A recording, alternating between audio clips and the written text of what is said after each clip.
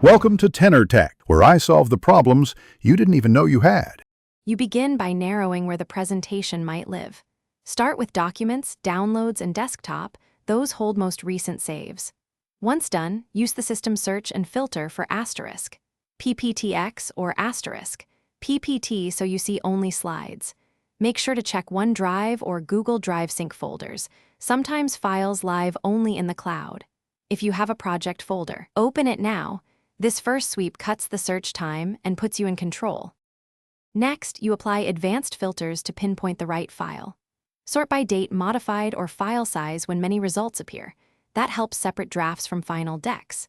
If you remember a phrase, search inside content or emails for attachments to recover shared copies.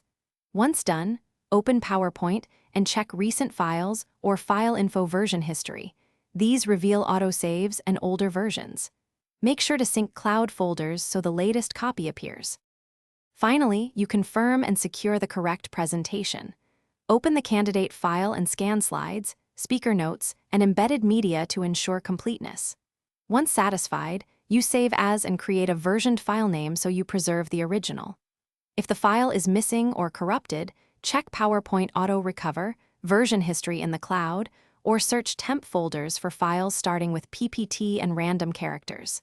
If nothing appears, make sure syncing is on. Thanks for watching. Subscribe to keep your life in tune.